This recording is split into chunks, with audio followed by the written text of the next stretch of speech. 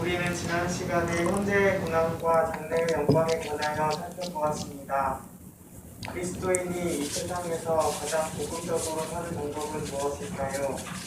그것은 그리스도인이 이 세상의 모든 일을 항상 하늘의 영광에 비춰보면서 사는 것입니다.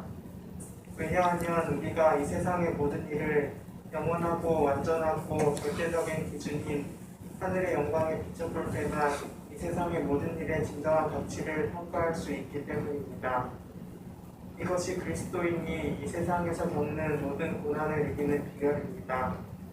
그리스도인의 승리의 비결은 현재의 고난을 장래의 영광에 비춰보면서 사는 것입니다. 지난 시간에 우리는 우주의 현재 상태에 관하여 배웠는데 이로부터 우리는 몇 가지 중요한 원리들을 추론하고자 합니다. 그리고 장차 우리에게 나타날 영광이 누구에게 어떻게 나타날 것인가를 살펴보겠습니다. 오늘 우리는 피조물의 간절한 기대에 관하여 공부하겠습니다. 네. 지금 우리는 중요한 본문을 다루고 있습니다. 로마서 8장 18절은 8장 25절뿐만 아니라 8장 39절까지 계속되는 본문을 전체를 지배하는 키 센텐스라 말할 수 있습니다. 생각건대 이 말은 지금까지 다뤄온 모든 것을 토대로 추론컨대 라는 뜻입니다. 현재의 고난은 장차 우리에게 나타날 영광과 좋게 비교할 수 없도다. 이것이 사도 바울이 고난당하고 있는 로마의 그리스도인들에게 궁극적으로 해주고 싶은 말씀이었습니다. 그러니까 그리스도인의 이 세상에서의 승리의 비결은 장래의 영광에 현재의 고난을 비춰보며 사는 데 있다는 것입니다. 왜 그래야 되냐면 하늘의 영광을 이 세상의 모든 일에 비춰보지 않으면 우리는 이 세상의 모든 일들이 너무 크고 너무 중요하고 그리고 너무 길게만 감각적으로 느껴질 수 있기 때문입니다. 그렇게 되면 이 세상의 모든 일에 대한 진정한 가치를 올바르게 평가할 수가 없게 돼요. 그래서 우리는 다른 사람이 어떻게 사나 이런 상대적인 비교를 통해서는 이 세상의 모든 일에 대한 진정한 가치를 평가할 수 없고 변함이 없는 영원하고 완전하고 절대적인 기준인 이 하늘의 영광에 비추어서 이 세상에서 벌어지는 모든 일들을 바라볼 때 그때서야 비로소 우리가 이 세상에서 겪게 되는 모든 일들에 대한 진정한 가치를 평가할 수 있기 때문인 것입니다. 그래서 장차 우리에게 나타날 영광에 비추어서 현재의 고난을 바라보라고 바울이 그렇게 말하고 있는 것이에요. 그것은 지난 시간 우리가 살펴봤던 것처럼 히브리서 11장에 나타난 믿음의 영웅들의 승리의 비결이기도 했다는 것을 우리는 검증해 봤습니다.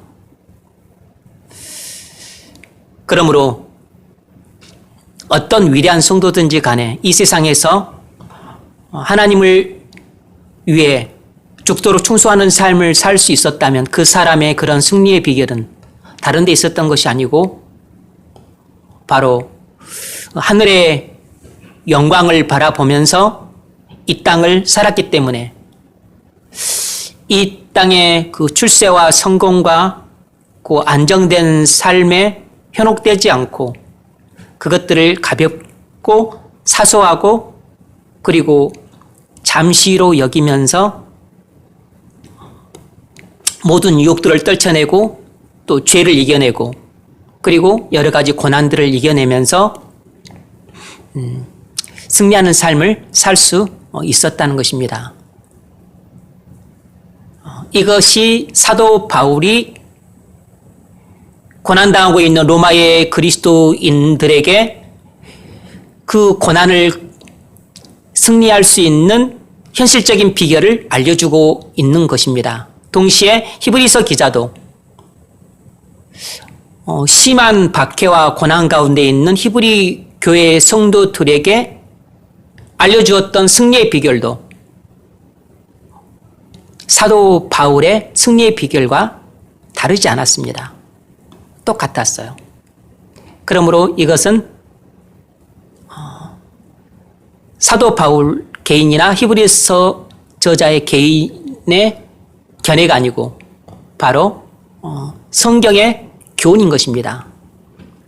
우리 주님이 우리에게 이 세상에서 그리스도인이 승리하는 삶을 살 수 있는 비결로 가르쳐 주신 것이 바로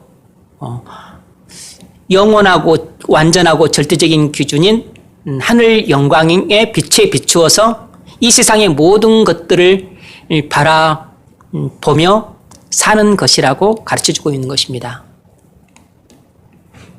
그러면 이 세상에 있는 모든 것들이 우리가 감각적으로 느끼는 것보다 훨씬 짧은 잠시고 그리고 아주 사소하고 그리고 대단히 가볍다는 것을 알 수 있다는 것입니다.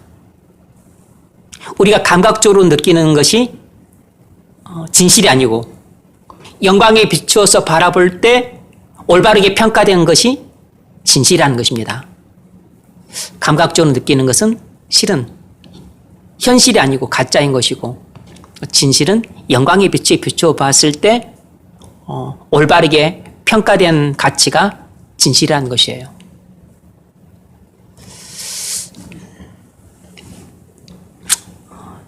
이 가르침의 토대로 해서 오늘은 피조물의 회복에 관해서 공부하도록 하겠습니다. 자, 피조물들은 어떤 기대를 갖고 살아가는가? 우리는 그런 생각 안 하죠? 개나 고양이나 그리고 벚꽃나무나 아니면 소나무나 아니면 유채꽃이나 아니면 장미꽃 아니면 바퀴벌레 아니면 송충이 개미 그런 것들은 무슨 생각을 하며 살아가는가? 과연 그런 것들도 뭔가 생각을 하며 살아가는 건가? 그런 것들도 기대를 하고 있는 건가? 아니면 하늘, 구름, 바람, 물, 땅 이런 것들도 뭔가 기대를 갖고 살아가는가? 그런데 바위가 생각을 하는 게 아니고 바다가 구름이 무생물인데 생각을 하나 싶지만 그러나 우리 생각과 다르게 그런 피조물도 소망이 있다는 것입니다. 생각하는 바가 있다는 것이 기대하는 바가 있다는 것입니다. 그러므로 성경을 유심히 읽어보면 우리의 일반적인 많은 생각들이 잘못되었음을 알 수 있어요. 오늘 우리는 중요한 내용을 다루게 될 겁니다. 첫 번째 문제 읽어보세요. 본문 18절로 23절을 읽으십시오. 우리는 지난 시간에 우리의 현재 상태에 대해서 배웠습니다. 이로부터 우리는 매우 중요한 원리들을 추론할 수 있습니다. 어떤 원리들을 추론할 수 있습니까? 네. 우리는 지난 시간에 우주의 현재 상태에 대해서 배웠습니다.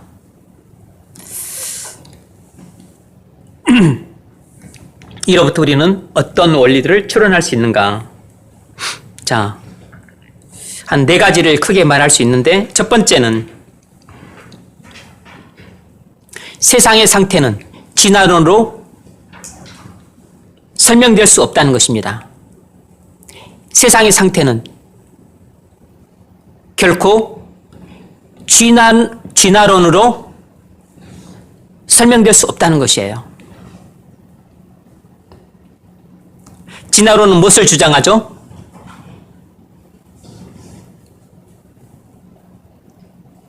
진화론에 의하면 모든 것이 진보한다는 것입니다. 뭐 진화론은 일반적으로 생물의 우연 발생을 주장하죠. 생물의 우연 발생과 그리고 자연 선택에 의한 진화를 주장합니다.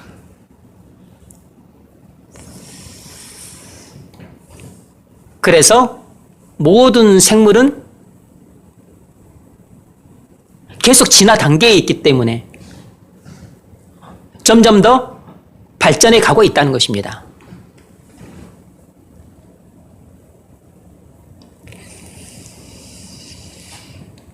그래서 인간이든 생물이든 현재 상태는 진화의 중간 단계에 불과하다는 것이에요. 앞으로 더 진화한다는 것입니다. 자, 그렇다면 이에 대해서 사도 바울은 우리에게 어떤 가르침을 주고 있는가? 사도 바울은 여기서 진화론에서 말을 한 것은 없지만 그러나 진화론을 반박하고 있는 내용이 있죠. 사도 바울의 가르침은 진화론과 정반대입니다. 다시 말해서 사도 바울은 진화론을 정면으로 부정하고 있어요. 사도 바울은 현재 세상은 타락의 결과로 비참한 상태에 있는 것이라고 말해요. 그러니까 현재 세상은 죄 때문에 이렇게 부패해 있고 그리고 죽음의 지배 아래에 있다고 말하고 있는 것이에요.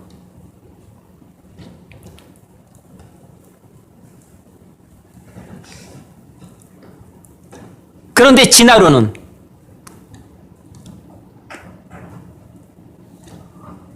처음에는 거의 미생물이었던, 그러니까 뭐죠? 뭐 단백질에서 무슨 미토콘드리아가 만들어지고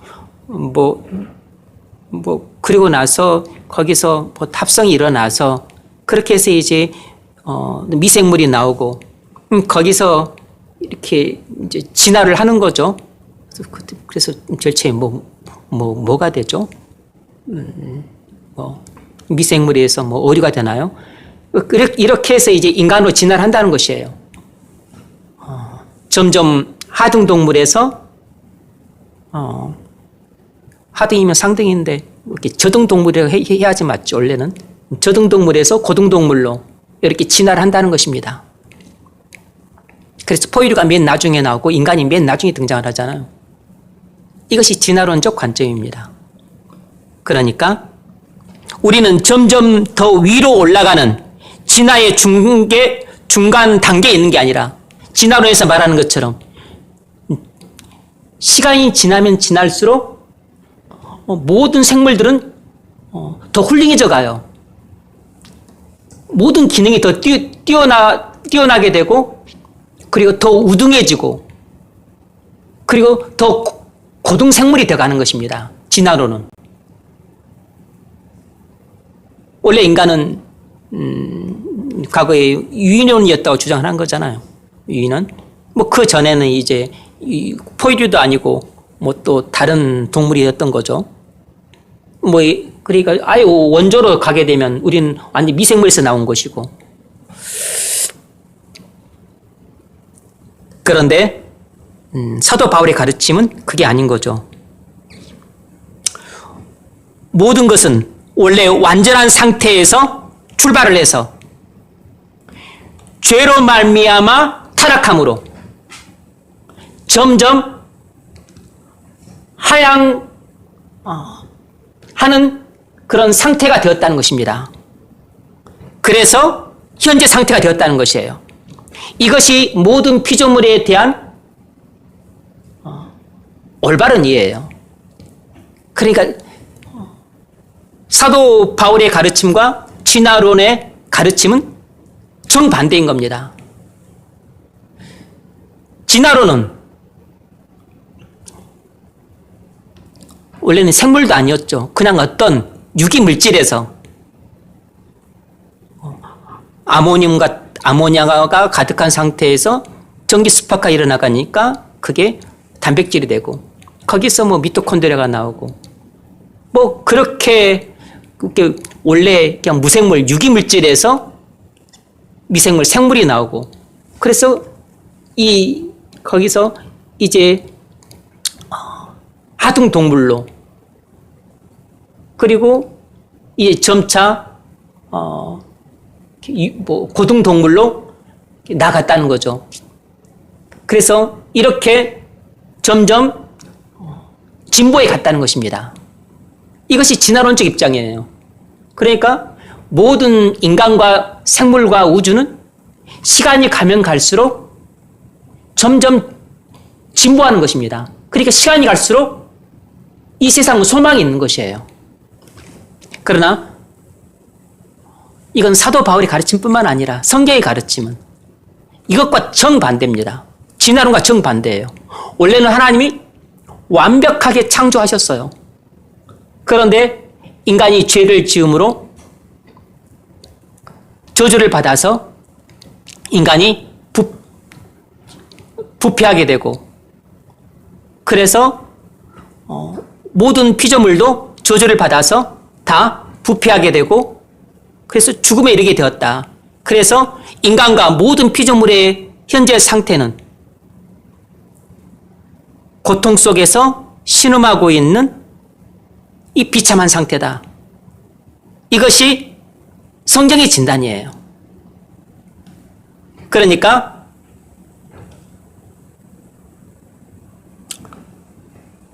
세계관이 전혀 달라요.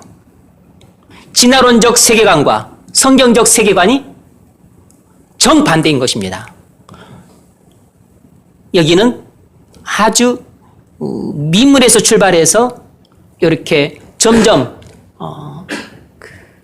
상승하는 단계로 나아간다고 세상을 이해하고 있고 성경은 원래 완전했는데 인간이 죄로 말미암아 타락함으로 이렇게 하향하게 되었다고 이야기를 하고 있어요. 그러므로 성경의 전체 진리는 진화론을 정면으로 부정하는 것입니다.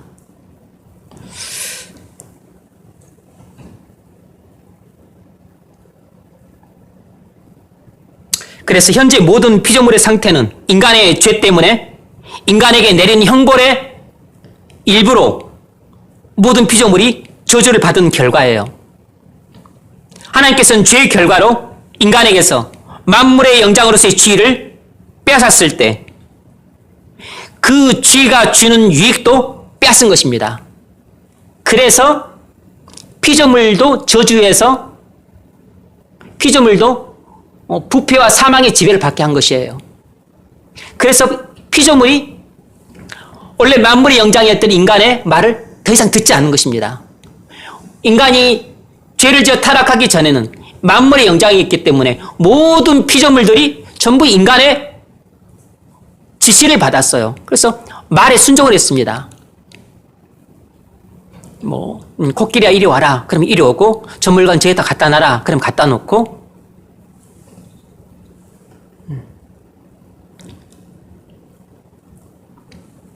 보라 거기 이렇게 꽃들을 뭐죠 그거 수분하라고 하나요? 이렇게 꽃가루를 다 옮겨줘라 그러면 옮기고 모든 것들이 다 말을 들었는데 구름아 와라 뭐 바람아 부르라 다 말을 들었는데 피조물들이 부패하게 되므로 말을 듣지 않은 것이에요. 그래서 인간이 만물의 영장으로서 지위를 빼앗길 때 당연히 피조물도 말을 듣지 않게 된 것이에요. 피조물이 현재 상태에서 고통받고 있는 것은 피조물의 책임이 아니라 인간의 책임인 것입니다. 왜냐하면 인간의 죄 때문에 피조물도 죄의 오염이 되었고 그리고 인간의 죄 때문에 피조물도 저주를 받아서 죄의 오염이 되었고 그래서 부패와 사망의 굴레 아래로 들어가게 된 것이에요.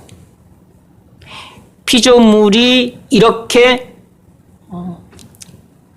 저주를 받게 된 것은 피조물 책임이 아니고 인간의 책임이라고. 세 번째로, 그렇다면 결론적으로 우리는 무엇을 할 수 있는가? 그러므로 인간과 피조물에 대한 성경의 가르침은 진화론이 전적으로 틀렸음을 보여주는 것입니다. 인간과 피조물에 대한 성경의 가르침은 진화론이 전적으로 틀렸음을 보여주는 것이에요. 이 진화론은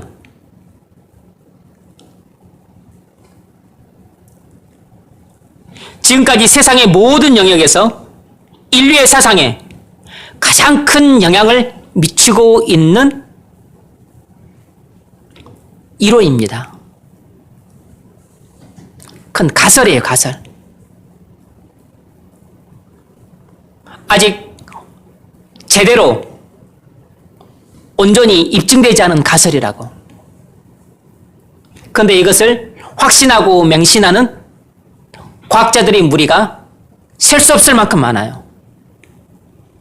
우리나라에도 진화론을 종교처럼 믿는 이 과학자들이 대단히 많습니다.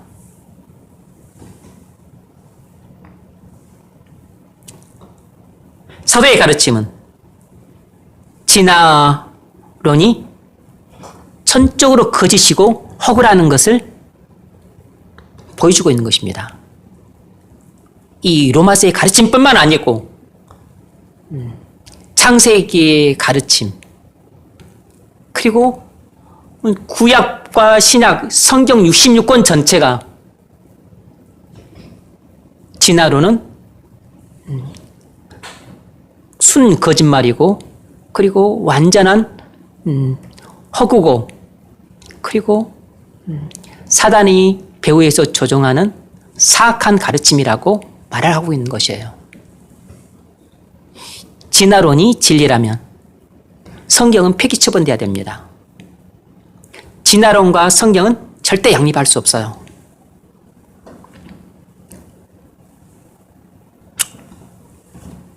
두 번째로, 창세기 1, 2, 3장은 우주와 인간의 현재 상태와 인간의 역사를 이해하는 데 가장 중요하다는 것입니다. 창세기 1, 2, 3장은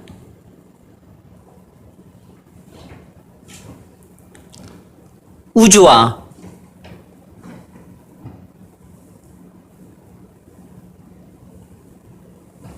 인간의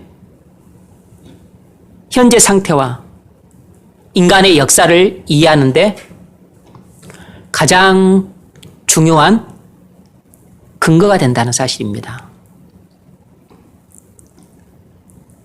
자, 첫 번째 문제 읽어보세요. 오늘날 많은 사람들이 창세기의 우편성에 대해서, 특히 처음 몇 장에 대해서 실제 역사든 신화든 아무 문제가 되지 않는다고 주장합니다. 어떠하든지 간에 구원의 교리만 꼭 붙잡고 있으면 된다고 말합니다. 오늘 본문의 가르침에 비춰볼 때 이러한 주장이 옳다고 말할 수 있습니까? 위험천만한 주장입니다. 교회 안에서 어떤 극단적인 그 성향을 가진 사람들이 이런 주장을 지금도 하고 있어요. 근데 아주 위험한 주장입니다. 이런 주장은 이제 기독교 안에서 그 기독교인들이 하는 주장인데 잘못된 주장이에요. 이 로마서 5장 12절 21절에서 사도 바울은 아담의 역사성 위의 기초에서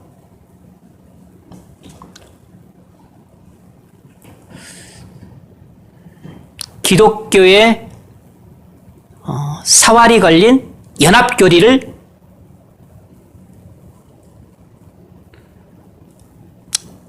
논증을 했어요.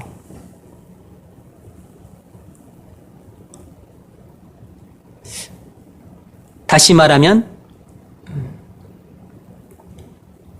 아담과 우리의 연합으로 말미암아 아담이 죄를 범했을 때 우리도 죄를 범하고 아담이 타락했을 때 우리도 타락했다. 그리고 우리가 예수 그리스도를 믿어서 그리스도와 연합됨으로 그가 죽을 때 우리도 죽고 그가 살아났을 때 우리도 살아났다.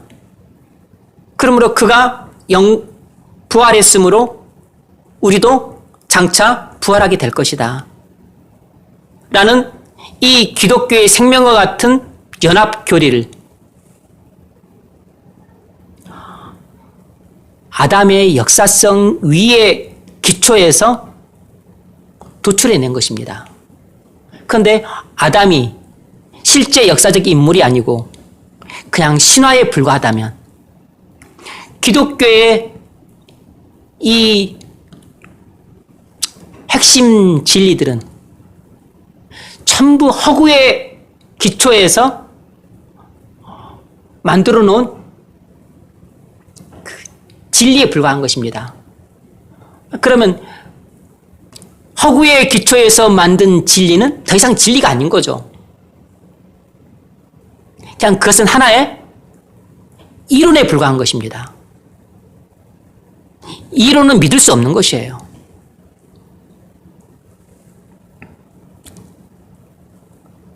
그러니까 여기서도 동일한 원리를 사용하고 있어요. 우리는 아담의 역사성을 인정하지 않고는 성경의 구원 교리를 믿을 수 없습니다. 아담이 신화라면 여러분 예수도 신화가 되는 것입니다.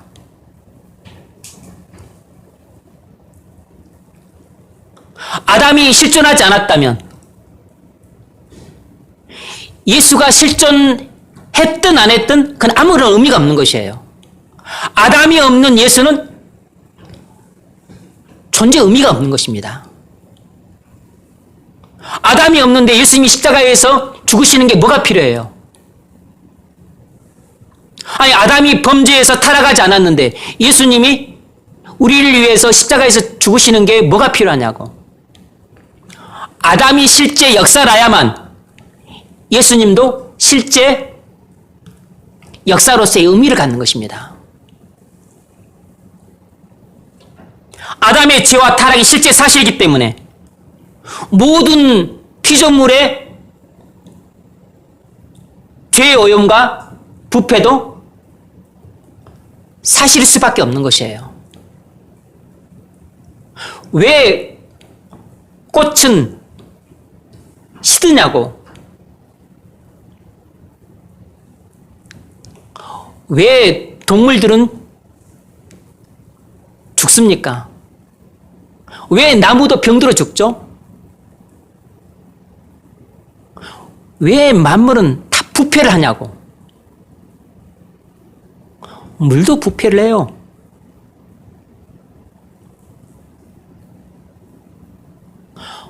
왜 모든 사물은 다 부패를 하냐고. 왜 죽냐고. 이 부패와 사망이 어디서 왔습니까? 그게 전부 하나님이 땅을 저주하시면서 모든 피조물에게 부패와 사망이 온 것입니다. 그럼 왜 땅은 저주를 받았죠? 아담이 범죄하여 타락함으로 하나님의 저주를 받을 때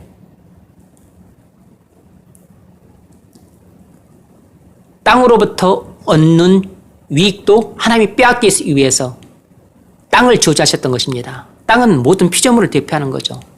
땅이 저주를 받음으로써 모든 피조물이 다 저주를 받은 것이에요.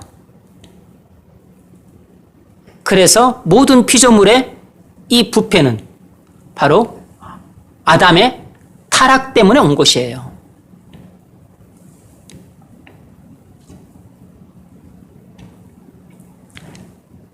그래서 아담의 이 죄와 타락으로 인해서 모든 피조물도 부패하고 죽음에 이르게 되었습니다. 그리고 아담의 후손으로 태어난 우리도 다 죄인으로 태어나서 그리고 부패한 본성을 가지고 살아가요. 그래서 죄인인 인간뿐만 아니라 부패와 사망의 굴레 아래에 있는 모든 피조물도 이 죄로부터 완전한 구속을 열망하는 것입니다. 그래서 두 번째 아담이신 예수 그리스도께서 오셔서 모든 죄를 지시고 하나님의 진노 형벌을 받으심으로 우리를 모든 죄에서 구속하신 것이에요. 그래서 예수님은 구속주로 오신 것입니다. 그래서 속죄의 제물이 되신 것이에요. 그래서 십자가에서 구속을 이루셨습니다. 그리고 다시 오시는 날 구속을 완전히 이루실 것이에요. 그래서 영광주에 오시게 될 겁니다. 그래서 구속을 완전히 이루시는 날 영광주에 오시게 될 텐데 그때 우리가 모든 죄로부터 완전히 구속이 돼요. 그래서 우리도 주님처럼 영광스러운 몸을 입게 됩니다. 그때 모든 피조물도 모든 죄의 오염과 그 부패와 죽음에서 완전히 구속이 돼요. 그래서 그들도 영광스럽게 회복이 됩니다. 바로 모든 피조물들이 고대하는 바가 바로 이 날인 것이에요. 그러니까 모든 피조물이 고대하는 날도 우리가 고대하는 날과 똑같은 날이에요. 주님이 우리를 완전히 죄에서 구속하러 오시는 그날을 고대하고 있는 것입니다. 주님이 영광스러운 몸으로 다시 오시는 그날을 고대하는 이유가 모든 피조물이 죄에서 완전히 구속되어 영광스럽게 회복될 날이기 때문입니다.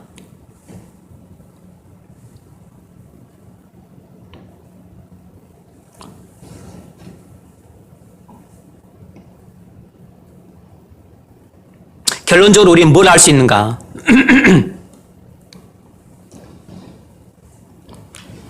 피조물이 현재 이렇게 부패와 죽음의 상태에 있는 것은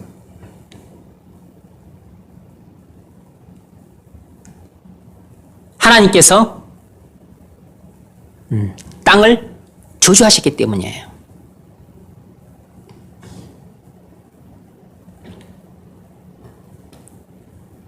이게 바로 성경 창세기 3장에 나와 있는 사실이에요.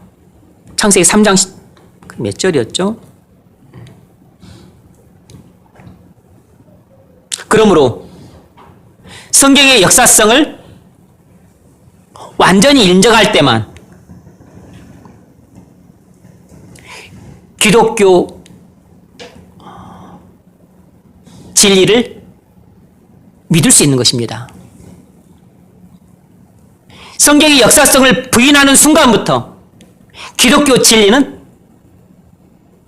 다 거짓말이 되는 것입니다. 성경을 신화라고 하면, 창세기를 신화라고 간주를 하게 되면 기독교의 진리 대부분도 다 허구가 되는 것입니다. 기독교 진리의 토대 자체가 다 무너지게 되는 것이에요. 기독교 진리의 핵심 토대는 창세기 1, 2, 3장에 있어요. 이 창조와 타락이 있다고. 창조도 거짓이요, 타락도 거짓이면 구속도 거짓이 되는 것입니다. 아니, 창조도 거짓이고 타락도 거짓인데 그럼 구속이 진실일 수 있습니까?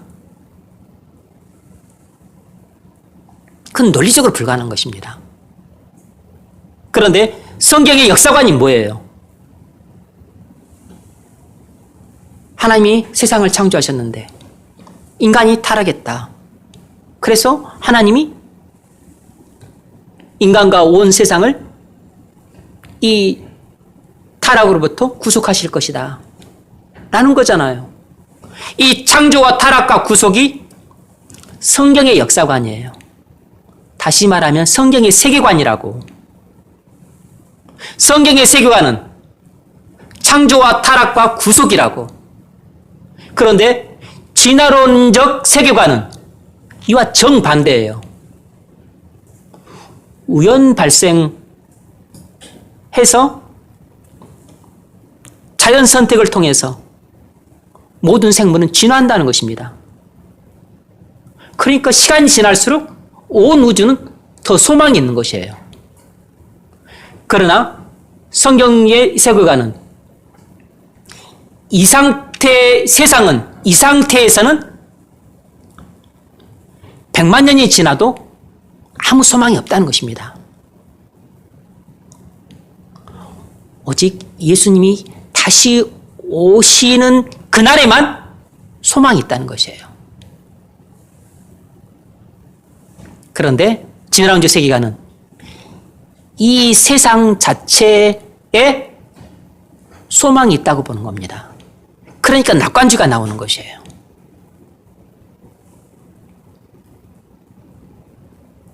그래서 유토피아가 나오는 것이라고. 자, 피곤하면 물 마시고 여기 보세요.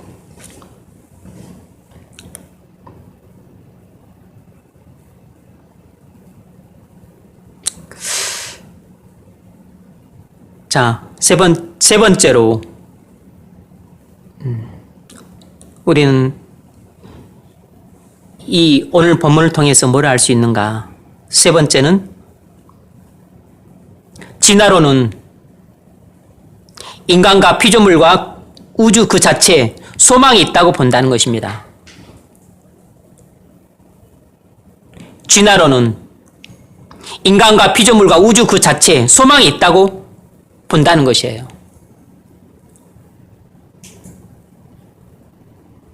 여러분, 오늘 배우는 내용은 중요하니까 잘 들어두셔야 돼요. 잘 마음에 새겨두셔야 된다고. 나중에 가서 허튼 소리 하고 있고 안 배웠다고 말하고 모르겠다고 그렇게 미련스럽게 여러분들 말하시면 안 돼요. 여러분들의 무지가 여러분 자식들의 무지를 낳아요. 그리고 여러분들의 삶을 오도한다고. 부모가 지식이 있고 지혜로워야 자식도 지식 있게 가르치고 지혜롭게 양육을 할 거 아니에요.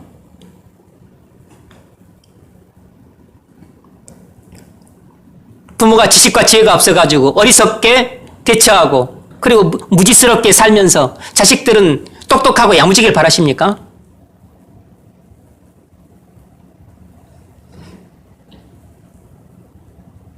여러분들이 대학 안 나오고 박사 안 해도 돼요. 교회에서 배우는 가르침만 잘 이해를 해도 여러분들은 무식하다는 소리 안 듣고 그리고 어리석다는 말 안 들어요. 왜냐하면 성경이 모든 지식과 지혜의 보고잖아요. 초등학교도 중퇴에 있어도 성경에만 능통해도 박사학위 3개를 갖고 있는 사람보다 훨씬 더 올바른 세계관을 갖고 세상을 더 잘 이해할 수 있어요. 여러분들이 대학을 졸업했다 그래서 내가 지식이 있다, 교양이 있다, 뭐 지성인의 또 그리고 반열에 있다 그렇게 착각하지 마시라고. 그것은 객관적인 사실이 아니에요. 대학 졸업해도 교양 없잖아요. 뭐 지식도 없고. 지혜는 아예 찾아보기도 어렵잖아요.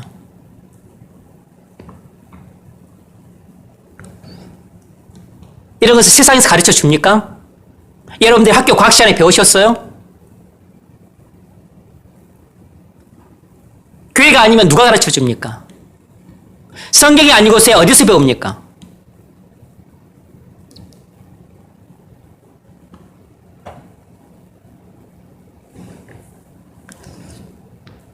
저는 논리적인 사고도, 물론 제가 철학과를 졸업했기 때문에 철학을 통해서도 일부분 배우긴 했고, 또 학습을 통해서 익히긴 했지만, 진짜 어떤 논리적 사고를 배운 것은 성경을 통해서 배웠습니다. 성경을 혼자서 묵상하면서.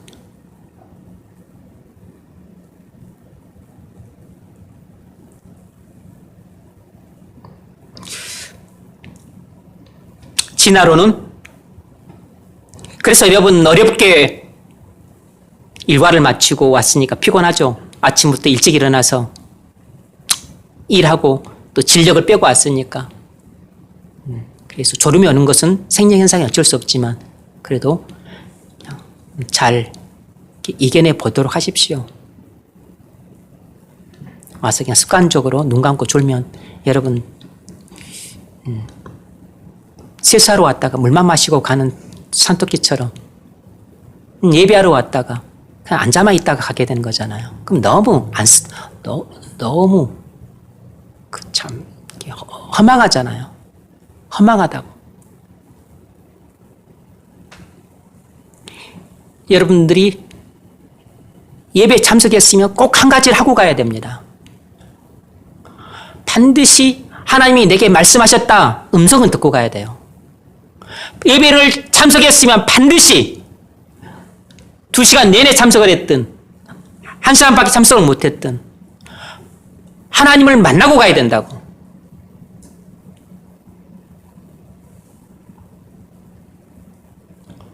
그래야만 생명을 얻고 가는 것입니다. 2시간 동안 왔는데 멍하니 앉아있다가만 가면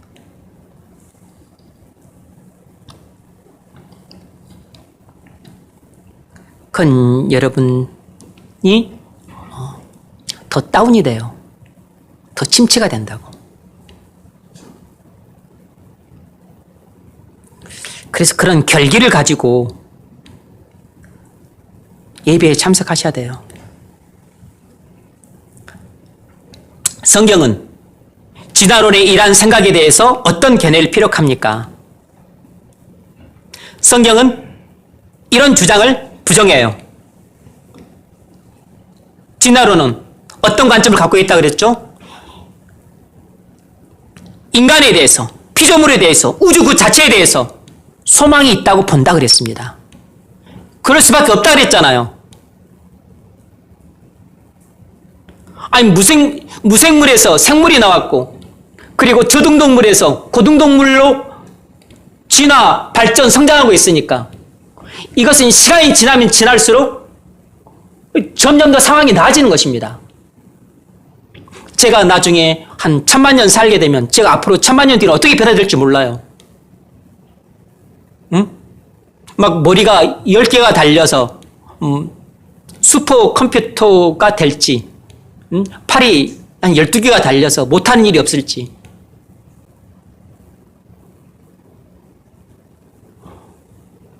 천만 년이 가도 죽지 않는 불사조로 남게 될지.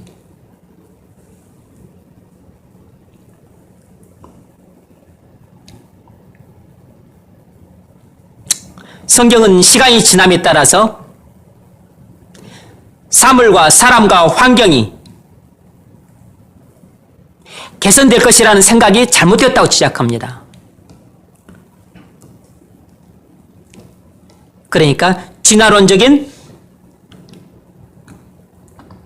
관점이 잘못됐다고 지적을 해요. 성경의 관점은 피조물 자체에는 험한 것밖에 없다는 것입니다. 피조물 자체에는 시간이 아무리 지나도 소망이 없다는 것이에요.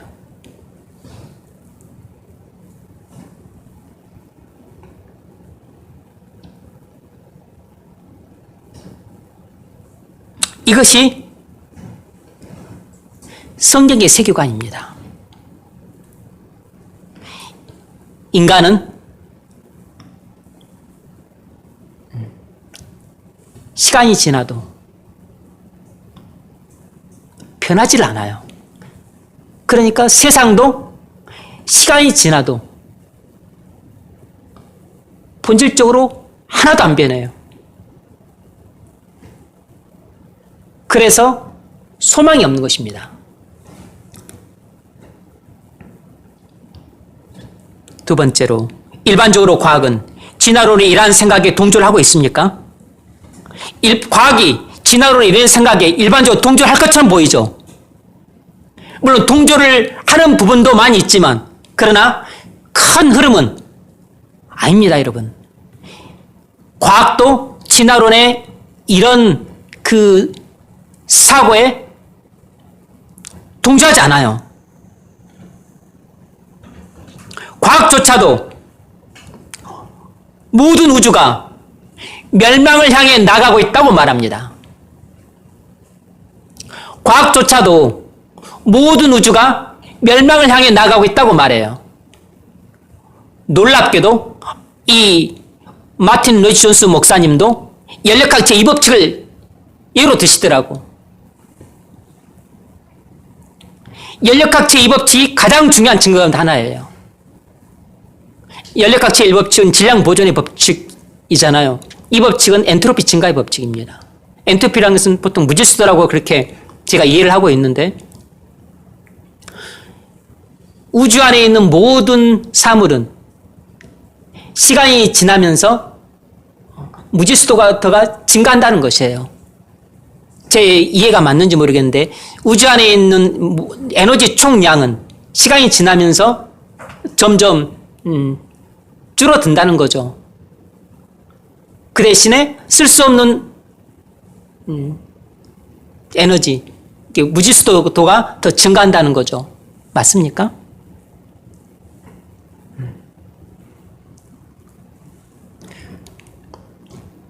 그게 제가 이해를 하고 있는 엔트로피 법칙이에요.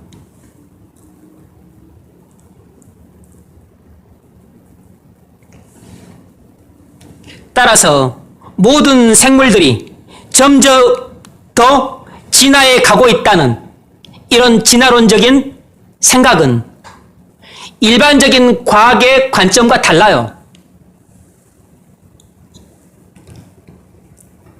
진화론은 생물학적 관점이지만 이런 그 모든 우주의 이런 흐름, 이것은 좀 물리학에서 많이 바라보는 관점이죠.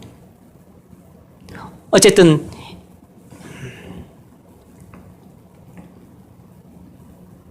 우주 안에 있는 에너지 질량 보존의 법칙이니까 에너지 총량도 일정하다고 보는 거죠.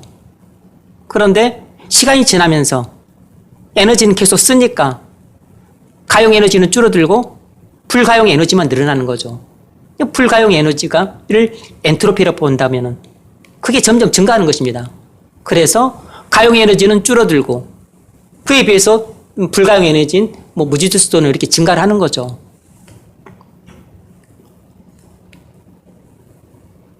그래서 인간과 사물과 모든 피조물이 시간이 지나면 지날수록 상황은 점점 나아진다 라고 하는 이런 진화론적인 관점과 사고는 과학 일반의 그런 그 관점과 사고하고도 패치가 되는 것이에요.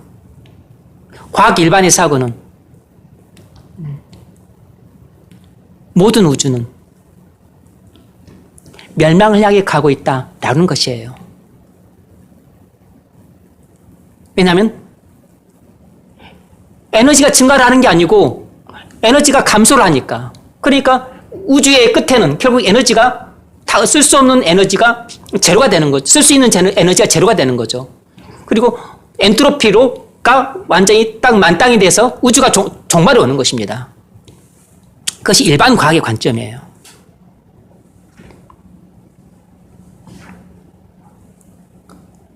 마틴 루터 목사님이 의사였으니까 이과잖아요. 그러니까 그 부분에 대한 이해를 갖고 계셨던 거죠.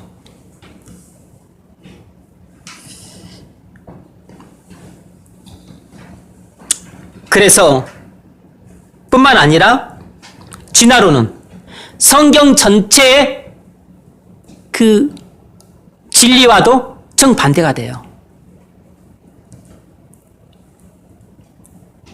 그러므로 진화론은 일반 과학의 그 관점과도 다른 것입니다. 무엇보다도 성경 전체의 진리와도 정반대가 돼요.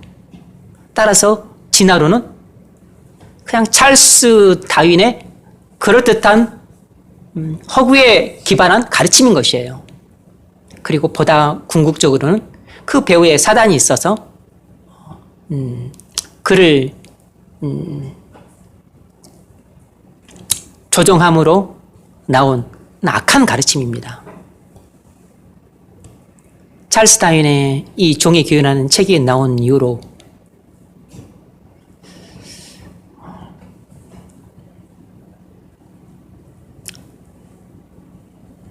이 기독교 진리가 얼마나 많이 공박을 당했는지 몰라요.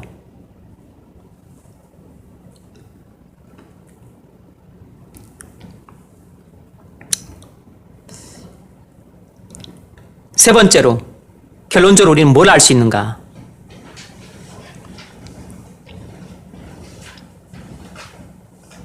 진화론에 입각한 모든 사물들이 발전해 가고 있다는 낙관적인 관점은 틀렸다는 것입니다. 진화론에 입각해서 모든 사물들이 발전해 가고 있다는 이런 낙관적인 생각은 틀렸다는 것이에요. 왜냐하면 성경의 가르침과 정반대되기 때문입니다. 네 번째로, 그렇다면 온 우주에는 오직 한 가지 소망밖에 없다는 것입니다. 그 소망은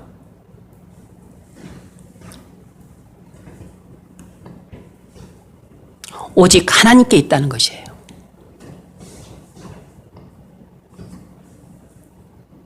온 우주에는 오직 한 가지 소망밖에 없는데 그 소망은 오직 하나님뿐이라는 것입니다. 하나님의 성품과 하나님의 전능하심에서 나오는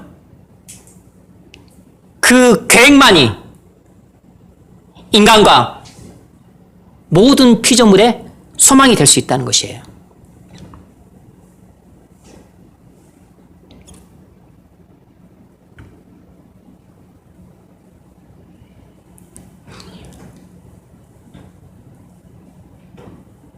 하나님의 성품과 능력은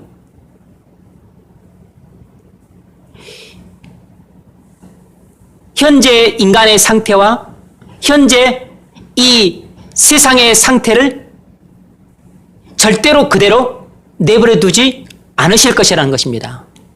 왜냐하면 하나님은 거룩하시고 사랑이 많으시고 신실하신 분이시기 때문에 죄를 이렇게 방치해 두고 계실 수가 없고 고통 가운데 있는 인간의 시름소리를 외면하실 수가 없고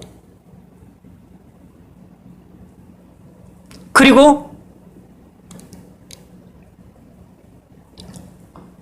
우리를 죄에서 완전히 구원하시겠다고 약속하셨기 때문에 하나님께서 시건하신 채로 내버려 두실 수가 없는 것입니다.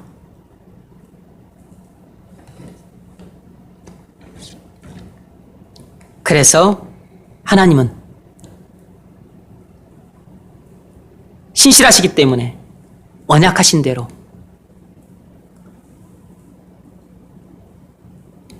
우리를 이 타락에서 완전히 구속하실 것이에요. 그래서 우리에게 영광을 주실 것이고 온 세상도 영광스럽게 회복시키실 것입니다. 그것은 하나님의 거룩한 사랑이라고 하는 그 성품에 딱 맞는 것이고 게다가 하나님은 그 일을 하실 수 있는 전능하심을 갖고 계시기 때문입니다. 그리고 그 일을 위해서 예수 그리스도를 보내셔서 이미 이루셨어요.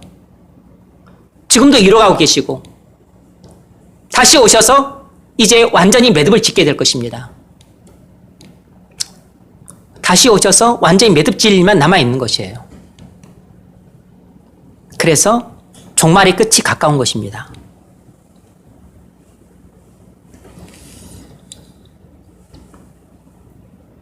여러분, 성경의 역사관은 창조, 타락, 구속이에요.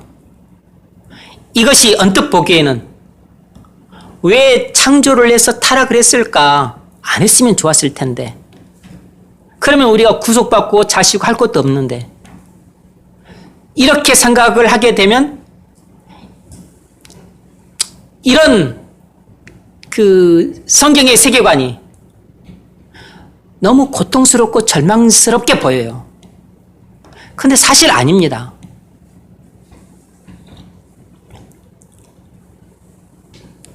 창조에서 인간의 죄로 타락을 했지만 예수 그리스도의 구속을 통해서 이전의 창조 상태로 회복이 아니고, 그러니까 신라곤에서 단순히 복락원이 아니고 이전보다 훨씬 더 영광스러운 상태로 회복이 되는 겁니다.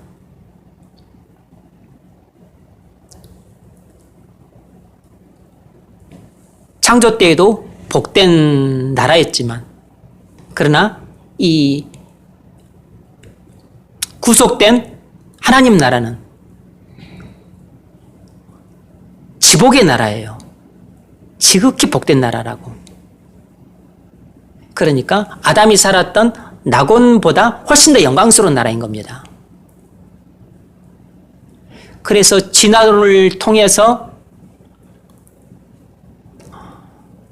인간의 과학기술 문명이 발전해서 건설된 그런 유토피아하고는 비교할 수가 없는 것입니다. 아무리 인간이 과학기술 문명이 발전해서 그런 꿈꾸는 유토피아를 만든다고 하더라도 인간 자체가 바뀌질 않아요. 죄가 지배를 하고, 그리고 본성은 악하고, 그리고 이기적이고 탐욕스럽고, 그리고 시기 질투에 눈이 멀고, 그리고 내가 원하는 것을 얻기 위해서는 남을 해쳐서라도 얻으려고 하고, 이런 본성 자체가 변하지 않는 상황 속에서 과학기술 문명이 발전해서 뭐 대단한 그 문명을 이룬다 하더라도 거기에는 소망이 없는 것입니다. 왜냐하면 그것을 구성하는 인간이 안 바뀌고, 그러니까 인간이 만든 법이나 제도나 여러 가지 장치들도 다 하자가 있을 수밖에 없어요. 그래서 그런 영화들을 가끔씩 만들잖아요. 인간의 과학기술 문명이 발전해서 만든 유토피아, 이상세계 만들잖아요, 영화들을. 근데 그렇게 만들어진 유토피아가 다 이상한 나라고 문제가 많은 나라고 겉으로는 행복해 보이지만 완전히 그 살벌한 그런 나라들이잖아요. 그래서 이 진화론적인 세계관에는 되게 우리에게 그 꿈과 소망을 주는 낙관적인 세계관처럼 보이지만, 이런 진화론적인 세계관처럼 비지관적인 세계관도 없는 것이에요.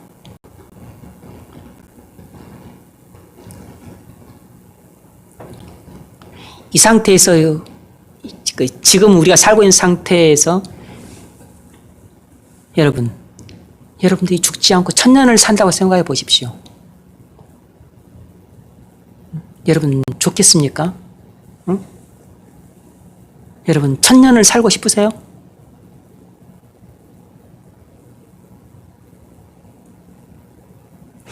천년을 사는 여러분 자신을 저주를 할 겁니다.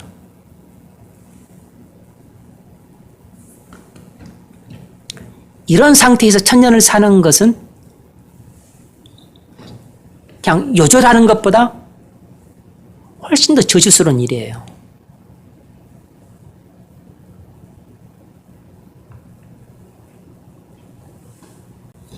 세계관을 갖고 사는지에 따라서 또 우리의 이 땅을 살아가는 행보가 사뭇 달라요. 성경적인 세계관을 갖고 살아가는 사람은 소망은 오직 예수님밖에 없다고 믿기 때문에 항상 내 마음에 주는 소망, 그리고 나의 노래도 소망, 나의 노래도 예수, 그리고 나의 왕으로서의 통치자도 예수밖에 없으니까 항상 예수님께 모든 초점이 맞춰져 있는 것입니다.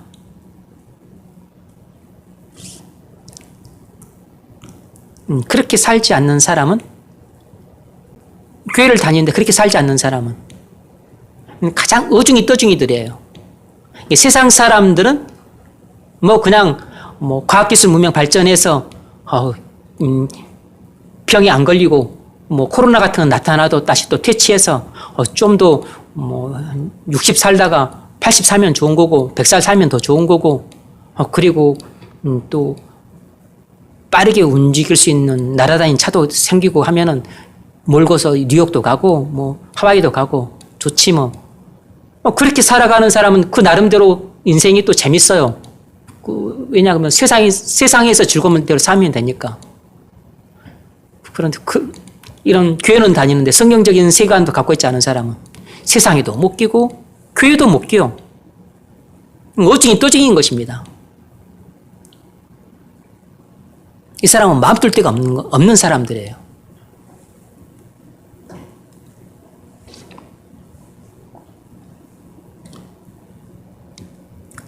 진화론적인 세계관을 갖든지 그렇지 않으면 또 세상에서 말하는 다른 비관적인 세계관을 갖든지 아니면 성경적인 세계관을 갖든지 뭔가 뚜렷한 세계관을 갖고 사셔야 돼요. 세계관이 뚜렷해야 된다고. 그렇지 않으면 흐리멍텅하게 살아요.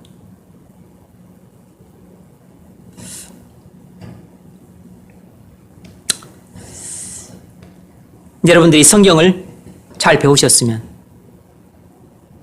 성경적인 역사관을 갖고 그리고 성경적인 세관을 갖고 그리고 성경적인 가치관을 갖고 그리고 성경적인 인성을 갖고 사십시오. 이것이 바로 기독교 신앙이에요. 기독교 신앙은 여러분들의 모든 관점을 다 지배를 하는 것입니다.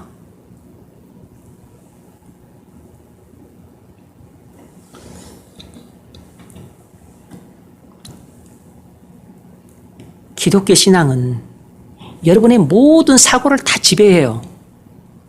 여러분의 모든 감정도 다 지배를 한다고. 여러분의 모든 의지도 다 지배 아래에 들어가야 돼요. 그것이 바로 예수님의 왕 대신 통치가 온전히 이루어졌었을 때 여러분 안에 하나님 나라가 왕성히 임하게 되는 겁니다. 사도 바울은 그런 사람이었기 때문에 이 세상에 무서울 게 아무것도 없는 사람이었습니다. 살아도 겁낼 게 없고 죽어도 겁낼 게 없었어요. 살면 사는 대로 기쁘고 죽으면 오히려 사는 것보다 훨씬 더 기뻤던 겁니다. 그의 세계관이 그랬으니까. 그게 그의 믿음이었으니까. 자, 두 번째 문제 봅시다. 읽으세요. 몇 가지 내용을 살펴보겠습니다. 사도 바울은 피조물의 자체가 그에게 될 영광이 오고 있으며 실질적으로 고려하고 있다고 말합니다. 바울은 무슨 경우를 말하고 있습니다. 네. 사도 바울은 피조물이 자체로 누리게 될 영광이 오고 있음을 실제로 고대하고 있다고 말했습니다. 바울은 무슨 근거로 이렇게 말하고 있는가? 19절로 23절. 해석자님 읽으세요. 19절 23절. 피조물에 고대하는 바는 하나님의 아들에 나타나는 것이니 피조물이 허무한데 굴복하는 것은 결코 되지 아니요 오직 굴복하게 하시는 이유 아니하느니라.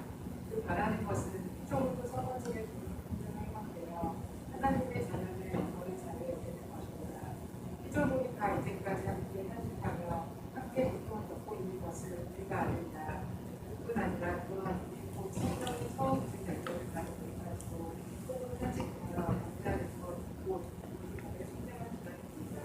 아멘. 피조물이 영광을 고대하고 있다고 말했는데 바울은 무슨 근거로 그렇게 말하고 있는가? 그것은 피조물의 구속이 인간의 구속과 맞물려 있기 때문입니다. 피조물의 구속이 인간의 구속과 맞물려 있기 때문이에요.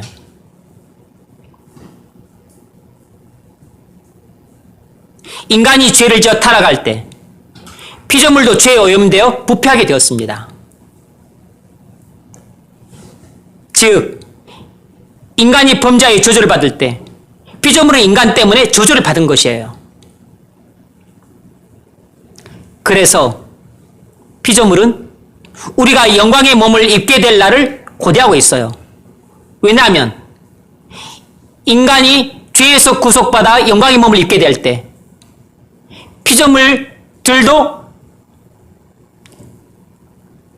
죄의 오염에서 완전히 구속되어 영광스럽게 회복될 것이기 때문입니다.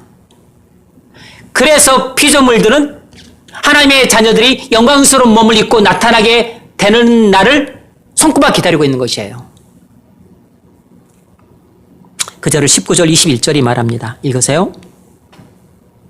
피조물이 부대하는 바는 하나님의 아들들이 나타나는 것이니 그 바라는 것은 피조물도 썩어짐의 종노릇한 데서 해방되어 하나님의 자녀들의 영광의 자유에 이르는 것입니다. 아멘. 이 짧은 몇 구절 속에 담겨 있는 놀라운 성경의 세관을 보셨습니까? 이 짧은 몇 구절 속에 성경이 가르쳐주고 있는 세계관이 숨어 있다고. 창조와 타락과 구속이라고 하는 이 성경의 역사관이 숨겨져 있고 성경의 세관이 숨겨져 있는 것이에요.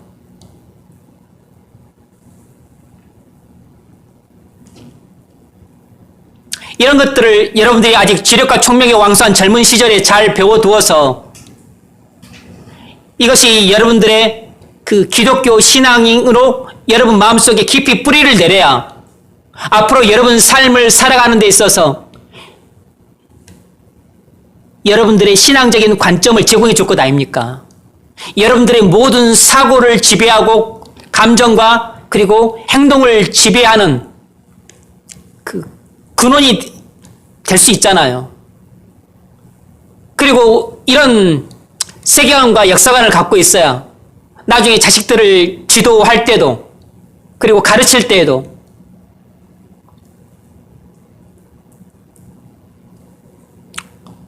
올바르게 지도할 수 있잖아요.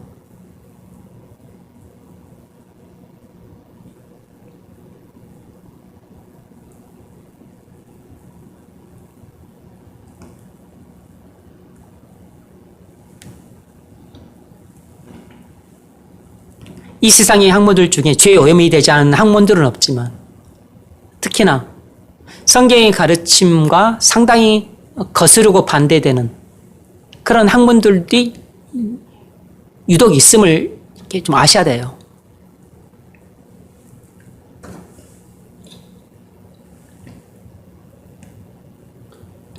그래야 나중에 자녀들을 지도할 때도 올바르게 지도를 할 수 있죠.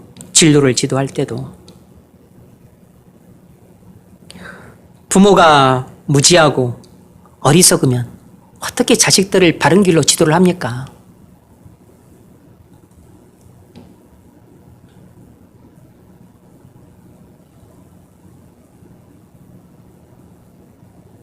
하나님께서 땅을 저주하실 때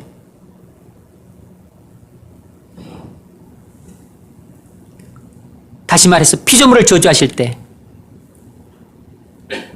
구원의 소망도 주셨어요.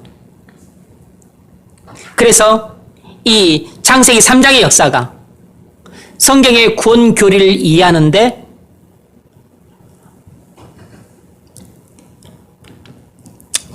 필수적이에요.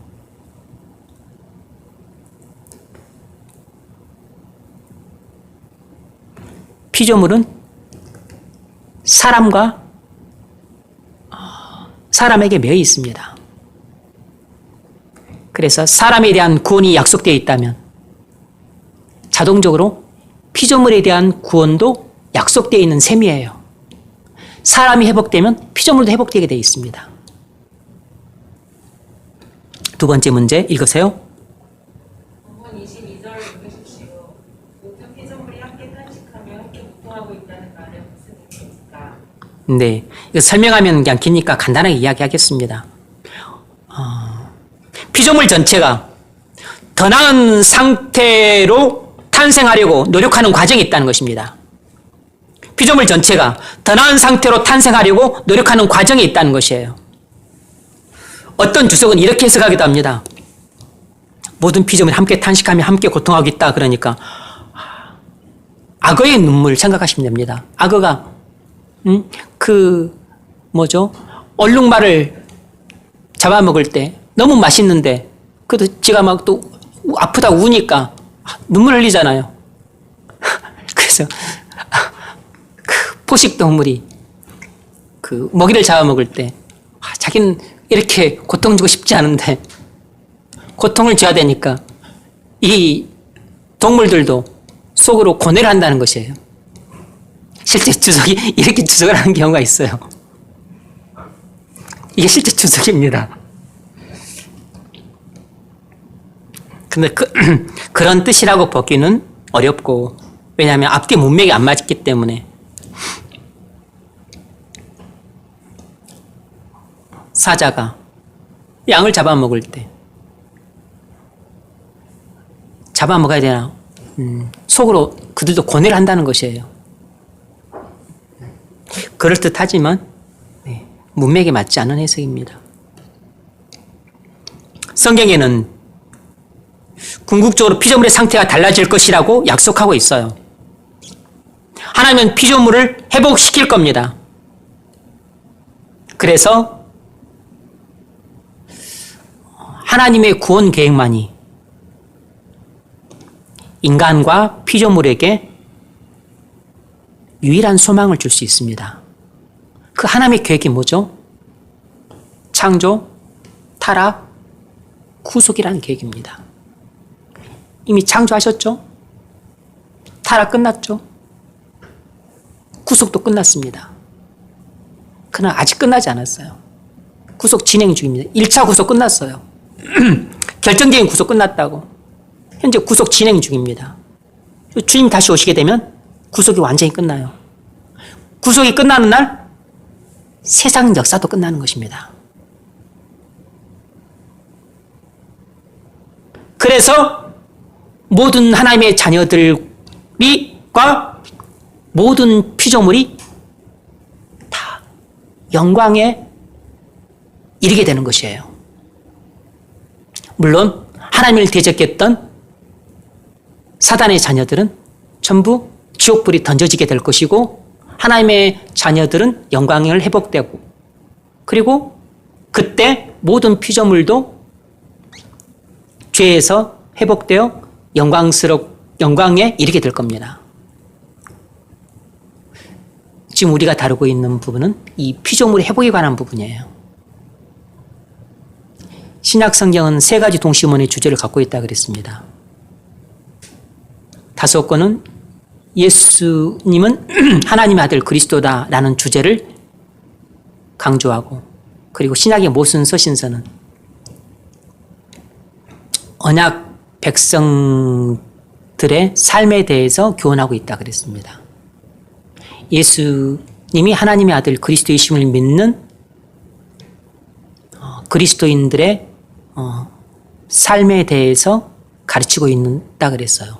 그리고 이 피조물의 회복에 대해서 가장 잘 나타나 있는 부분이 바로 마지막 계시록이라 그랬어요.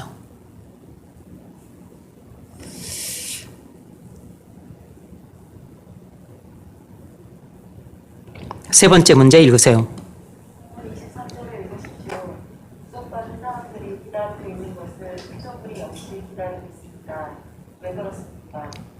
네. 영광에 대한 전망이 너무 위대하기 때문입니다.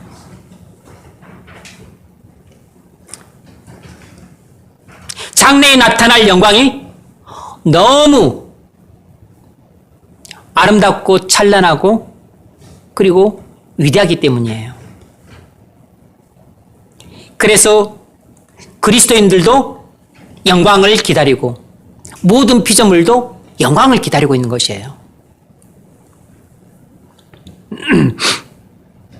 첫 번째로 맨 먼저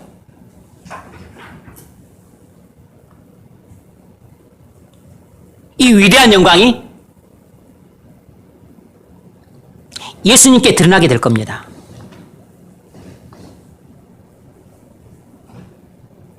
예수 그리스도께 속한 영광이 뭐죠?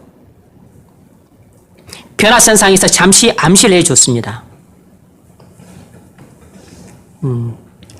여러분 마태복음 17장 2절을 보면 제가 거의 지워버렸죠? 없죠? 그들 앞에서 변형되사 그 얼굴이 해같이 빛나며 옷이 빛과 같이 휘어졌더라.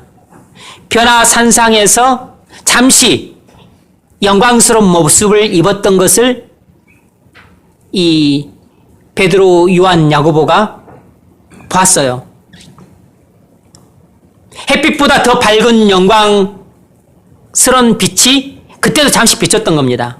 그들 앞에서 변형돼서 그 얼굴이 해같이 빛나며 옷이 빛과 같이 휘어졌더라. 햇빛보다 더 밝다고 생각되는 그 빛이 그 베드로의 눈에 베드로가 일별한 것입니다. 잠깐 본 것이에요.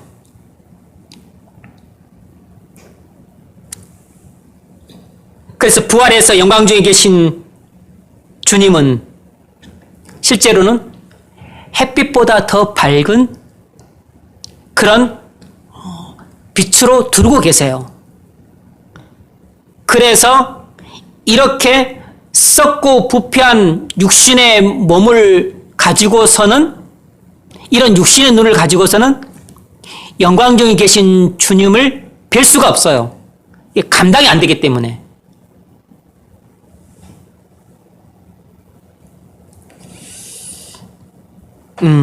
계시록 1장 13절 거기 읽어보십시오.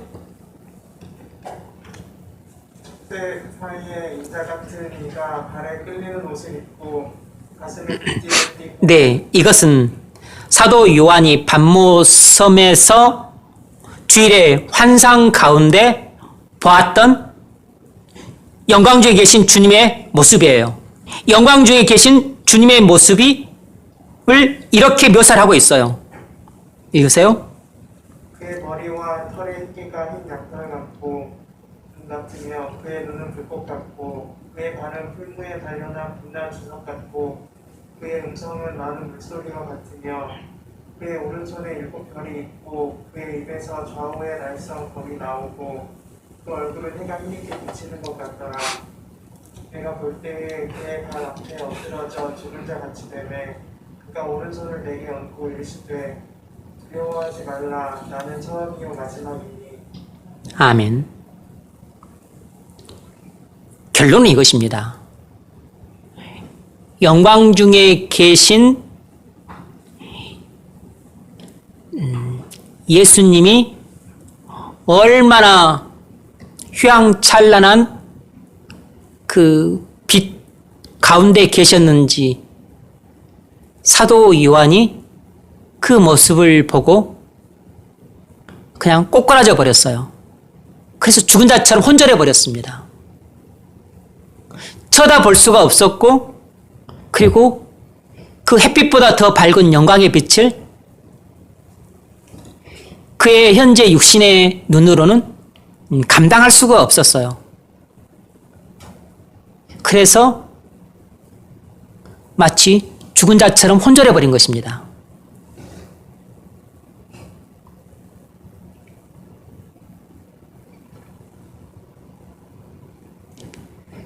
그래서 혼절한 그를 주님이 다시 이렇게 세우신 거죠.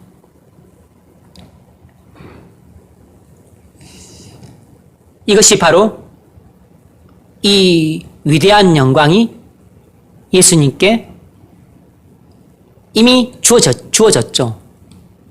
주님은 죽으시고 부활하시고 승천하셔서 이 영광을 받으셨기 때문에. 두 번째로 우리도 영광스러운 몸을 입게 될 겁니다. 우리도 영광스러운 몸을 입게 될 것이에요. 이것이 마태복음 13장에 비유로 나와 있습니다. 읽으세요. 인자가 그 천사들을 보내미니 그들이 그 나라에서 모든 넘어지게 하는 것과 또 불떠오르는 자들을 거두어내어 흑불에 던져 넣으니 거기서 울며 이를 갈게 되리라. 네. 이것은 예수님이 재림하셔서 온 세상을 심판하시는 대목이고, 그리고 하나님의 자녀들에게 영광을 주시는 대목이에요. 43절. 그때의 의인들은 자기 아버지 나라에서 해와 같이 빛나리라. 위 있는 자는 들으라. 아멘. 하나님의 자녀들은 어떻게 영광스러운 몸을 입게 되죠? 햇빛보다 더 밝은 그런 영광스러운 몸을 입게 된다는 것입니다. 아버지 나라에서 해와 같이 빛나리라.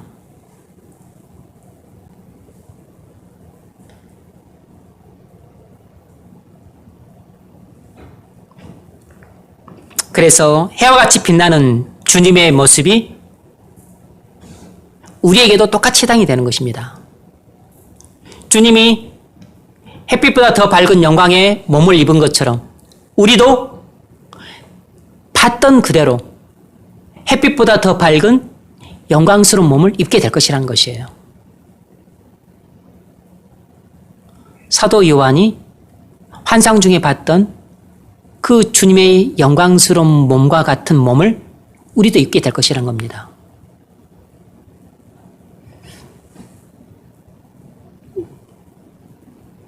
지금 우리 모습은 아무리 예쁘고 아무리 잘나도 다 모자람이 있고 흠이 있고 또 늙으면 다 취해집니다. 다 보기 흉해져요.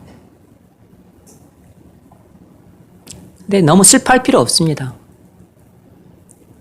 왜냐하면 잠시 후면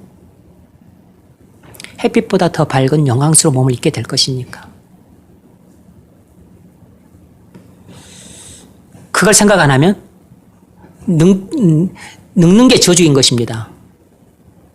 주름 잡히고 검버섯 피고 하는 것을 보면 우울해지는 것이에요.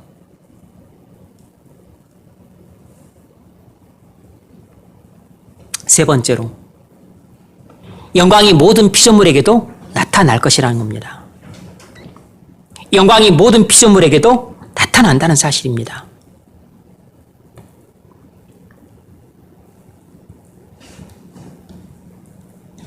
거기 읽어보세요. 이사야서 65장 25절. 이와 이와 어린 양이 함께 먹을 것이며 사자가 소처럼 짚을 먹을 것이며 뱀은 흙을 양식으로 삼을 것이니 나의 생산에서는 태양도 없겠고 상함도 없으리라. 여호와께서 말씀하십니다. 아멘. 이리와 어린 양이 함께 먹을 것이며 사자가 소처럼 짚을 먹을 것이며. 평화로운 모습이죠. 이사야서 11장 1절로 10절도 그 피조물에게 영광 회복되었을 때 나타날 모습입니다. 읽어보세요. 이사야서 11장 1절.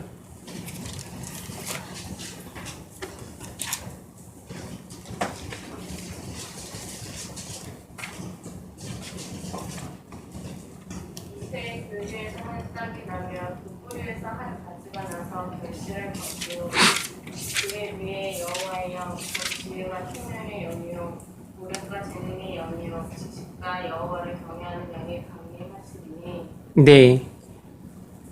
그리고 나서 6절부터 읽으세요. 그때 이리가 어린 양과 함께 살며 표범이 어린 염소와 함께 누우며 송아지와 어린 사자와 살찐 짐승이 함께 있어 어린 아이에게 끌리며 암소와 공이 함께 먹으며 그것들의 새끼가 함께 엎드리며 사자와 흙처럼 흙을 뜯을 것이며 돈 먹는 아이가 독사의 구멍에서 장난하며 젖된 어린 아이가 독사의 불에 손을 넣을 것이라. 내 거룩한 산 모든 곳에서 해됨도 없고 상함도 없을 것이니 이는 물이 바다를 덮음같이 여호와를 아는 지식이 세상에 충만할 것입니다. 아멘. 1절은 초림을 말하는 것이고 6절부터 9절까지는 재림을 말하는 것입니다. 그리고 구약에는 그리스도의 초림과 재림이 이처럼 혼재되어 나타나요. 그래서 여러분들은 구약을 읽을 때 구분해서 읽으셔야 됩니다. 그날에 이새의 뿌리에서 한 싹이 나서 만민의 기호로 설 것이요 열방이 그에게로 돌아오리니 그가 거한 곳이 영화로우리라. 초림과 재림의 그 종말을 그냥 한 문장으로 이렇게 표현한 것입니다. 주님이 영광 중에 다시 오실 때 우리도 영광스러운 몸을 입게 될 뿐만 아니라 이 모든 피조물도 이렇게 영광스럽게 회복이 될 거라는 겁니다. 더 이상 이리가 싸납지 않고 곰도 싸납지 않고 그리고 사자도 싸납지 않고 뱀도 싸납지 않고 물지 않고 잡아먹지 않고 해주지 않고 싸우지 않고 서로 친구가 되어서 평화롭게 지낸다는 것입니다. 영광이 주어지게 되면 이 세상에 완전한 평화가 와요. 완전한 평화가 있는 곳에 당연히 완전한 행복이 있는 거죠.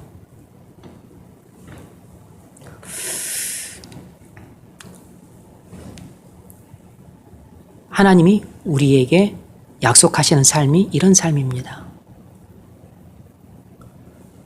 사단이 진화론이나 또 다른 잘못된 사상을 통해서 약속하는 그런 유토피아하고는 질적으로 다른 것이에요. 유토피아는 사단의 조종 아래서 인간이 자력으로 건설하겠다고 하는 이상향입니다.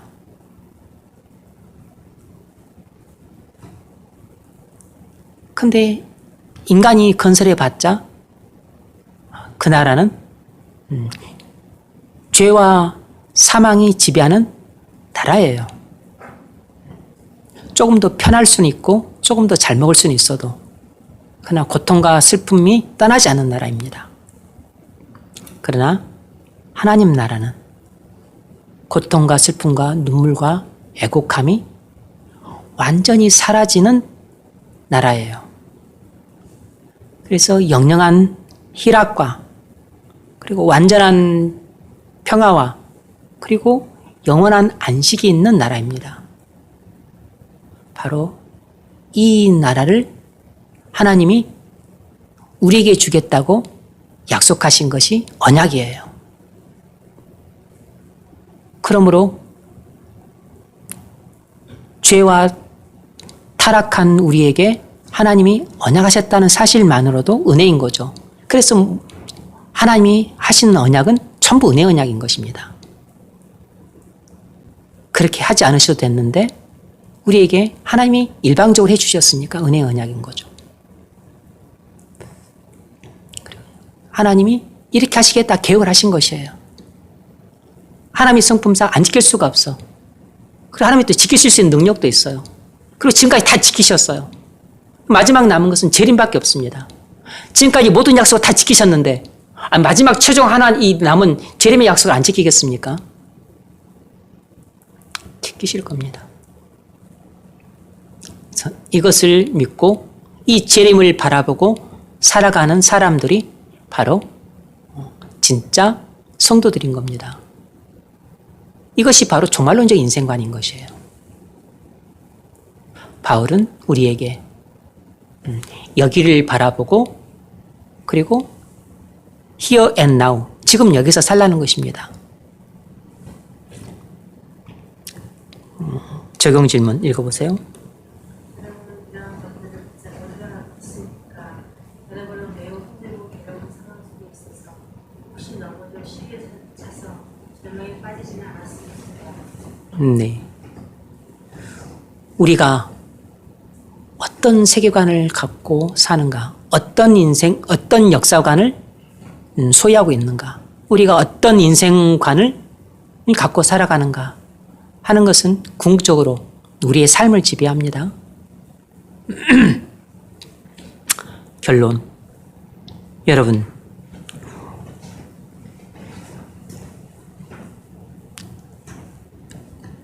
우리가 처한 문제나 상황이 어떻든지 간에 그것을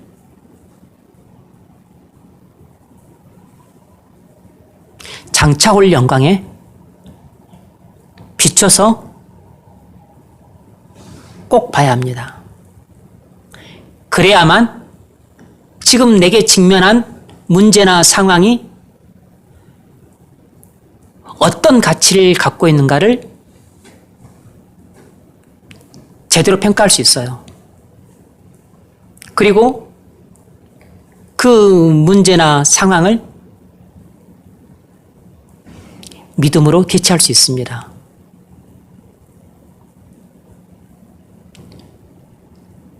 그러니까 기독교 신앙이라고 하는 것은 이런 때 보면 상당히 지성적이에요. 대단히 합리적이라고. 아주 논리적인 겁니다. 단순히 감정적이지 않아요.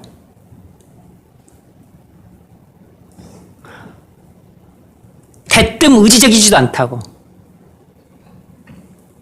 철저하게 지성적으로 먼저 작동을 하고 그에 따라서 감정이 동반하게 만들고 그렇게 해서 의지가 변화되게끔 만드는 것입니다. 이것이 바로 마음이에요. 이것이 바로 마음이 돌아가는 메커니즘인 것입니다. 하나님은 이 말씀을 통해서 단순히 우리의 지성만 변화시키기를 원하지도 않고 감정을 자극해서 폭발시키려고 하지도 않고 대뜸 우리의 의지를 뜯어고치려고 하지도 않아요. 하나님은 이 말씀을 통해서 우리의 마음을 변화시키려고 하시는 것입니다. 다시 말하면 우리의 지성을 변화시키고 우리의 감정도 함께 변화가 되고 우리의 의지의 변화까지 수반되기를 원하세요. 이것이 바로 하나님의 말씀을 통해서 오늘 우리에게 주고자 하시는 심령의 변화예요.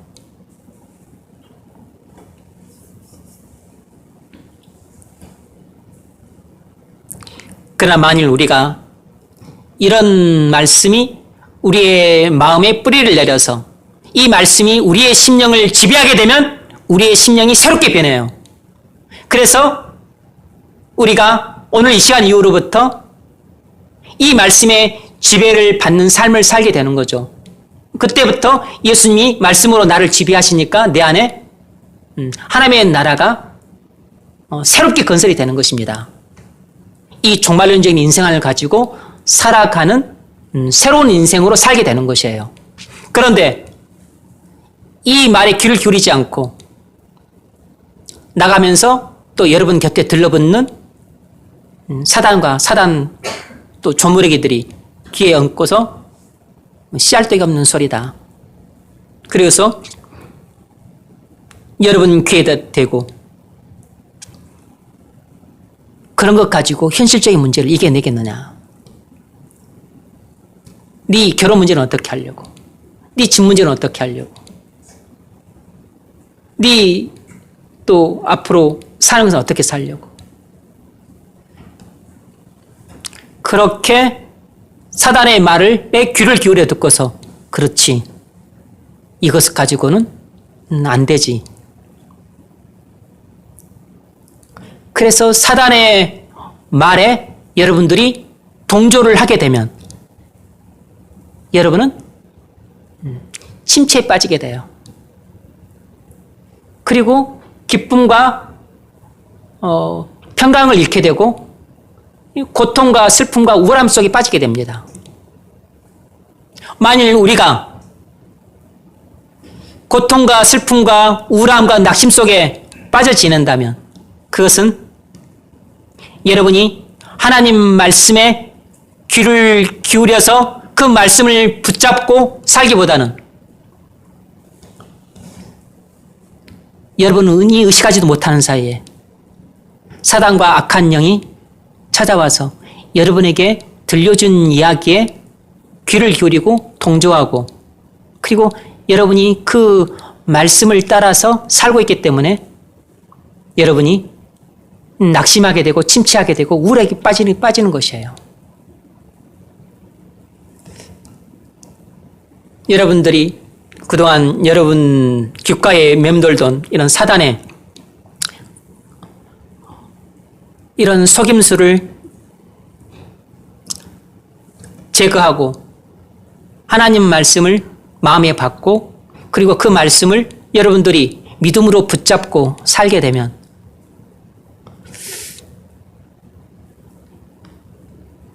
그것이 심령의 변화가 일어나는 것이에요. 그러면 여러분 삶에도 변화가 일어나는 것입니다. 심령의 변화가 여러분 삶의 변화를 가져오는 것이에요. 이것이 바로 기독교 신앙입니다.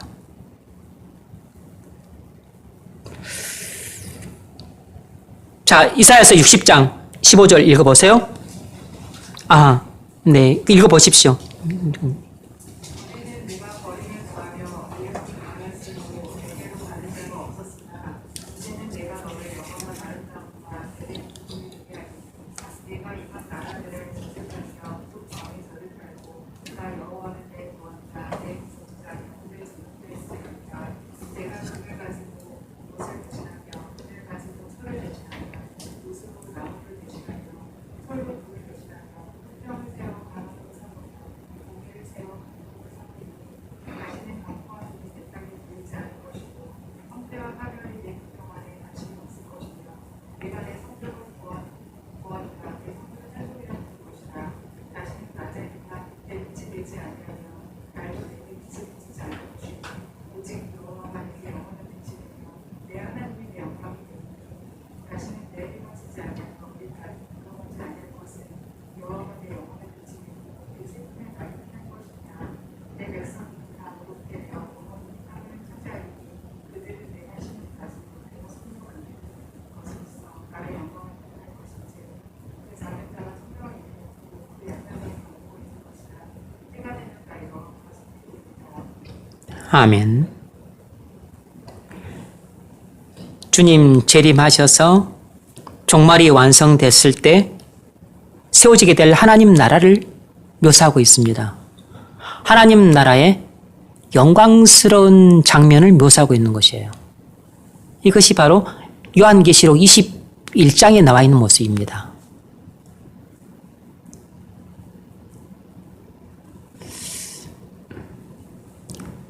그러므로 우리는 여전히 죄로 말미암아 부패한 본성을 갖고 있기 때문에 이 생이 재미가 있어요. 그래서 이 생에 자꾸 끌립니다.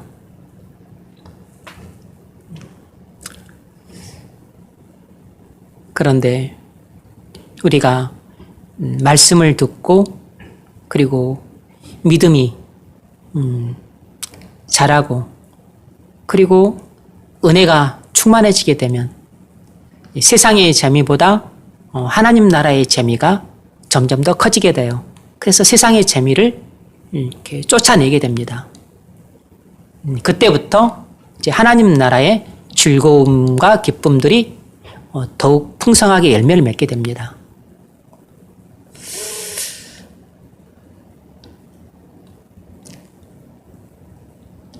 하나님 나라의 이 즐거움과 기쁨이 여러분 안에서 더 커지고 더 풍성해지고 그래서 강물처럼 넘쳐 흘러서 세상의 그 재미는